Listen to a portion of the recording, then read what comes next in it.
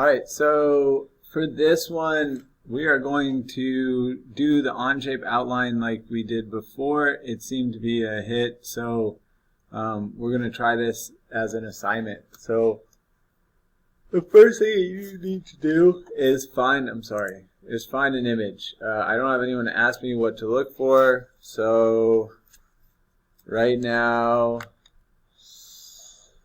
I don't know, I'm going to do a state again, so I'm going to do Indiana outline.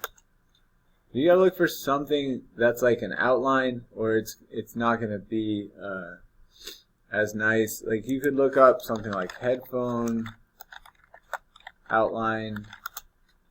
Maybe you want to make some cool headphones looking things. So I'm going to go to images. I'll find one that I like. Although these are going to be not as hard to sketch. So I don't know. Let's just do Indiana outline. Alright, so, and I'm going to take one that actually has, ooh, this looks cool. I'm going to do this. Alright, so I'm going to grab this, and that one doesn't have everything in it, so I'm going to grab this one, and so I'm going to save the image as, and go to desktop, and say Indiana logo, or something that I can find it. Now I'm going to go back here. I'm going to create a new document. I'm going to call it Indiana logo.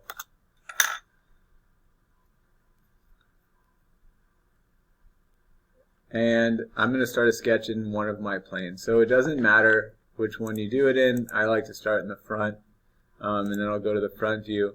Now to insert an image, you're going to go up here to DXF. Okay, so you're going to click the down arrow and go to Insert Image.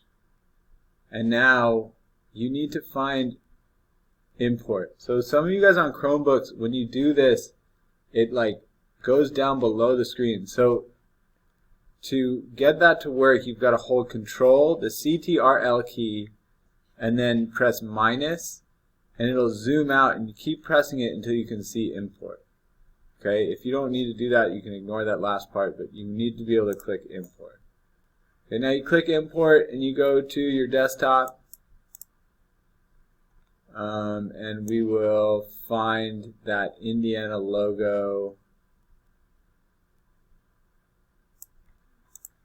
I have so much stuff on my desktop. There it is. I'm going to open this up. Now once it's uploaded, it appears over here. So then it says draw image rectangle. So you're just going to draw the rectangle where you want it to show up. Right? So now I've got my image, and if I wanted to add a dimension, like if in the end I want this to be 4 inches across, like the whole thing, I can just dimension it to 4 inches. Okay, so now I can start tracing. And we used just the spline tool last time, but you guys can do other things. Like we don't have to just use the spline tool. You can use a regular line tool. If you have shapes that can actually be drawn in, you can do that as well. So I'm just going to take the line tool, and like for these stars, I'm just going to trace them out close. And I like to use the geometry. It doesn't have to be perfect. Again, we're learning, so you've got to be accepted that not everything is going to turn out perfect the first time you do it. It's part of life.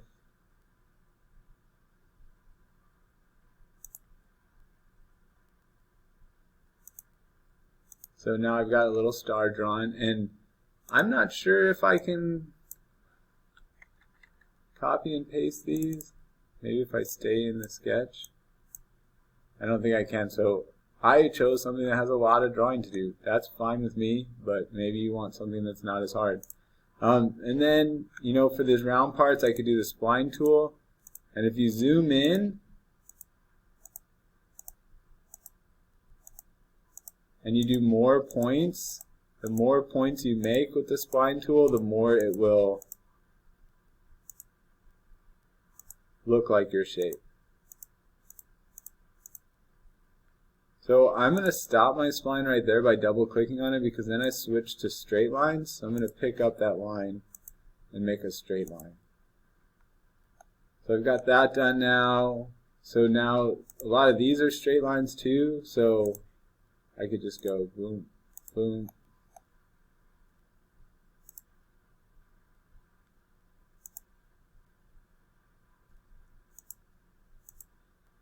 So I've got that part done. And then this is actually a shape that we can make, I think. So we could make a corner rectangle. And then you can round the corners with the fillet, sketch fillet. So you just have to kind of guess what radius that is. That's not right. So we'll not do that. But again, you can just use the line tool or the spline tool, and you just keep tracing things. So spline, we'll just use the spline tool.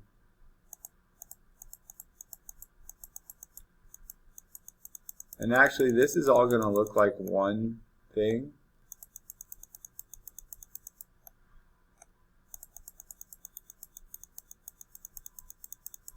So we should probably just go around the whole outside.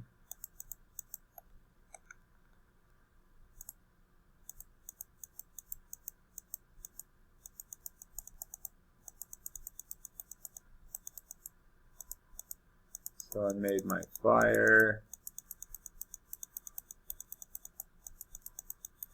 I'm not worrying about the parts inside because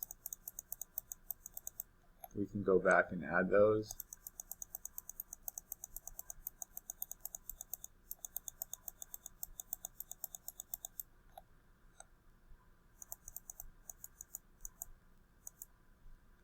Alright, so I'm going to end my spline. Now I'm going to extrude this.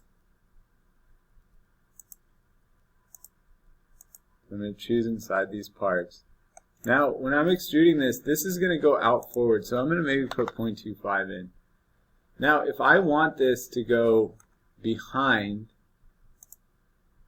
okay, I can make it go behind, and then I can actually use, so I can turn that sketch back on, and I can make another sketch on top of it, and now I could do layered stuff.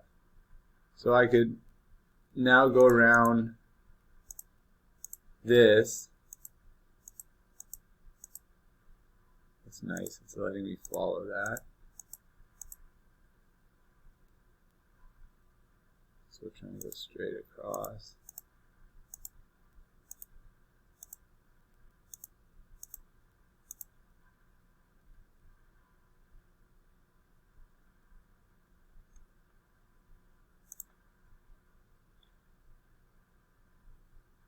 I'm going to end that right here. And then I'm going to take a straight line here to there. Now I can extrude just that little part. Maybe I'll pull that out just a little thinner than 0.25. So maybe I'll do just 0.1.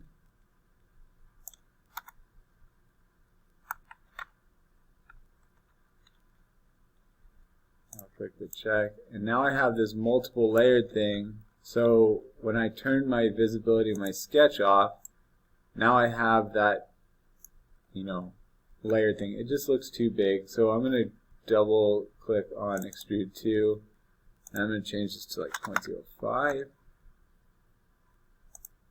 So that looks a little better. And I could add the next one, so you get this three-dimensional outline. So all you really got to do is one outline. But I feel like this will help you get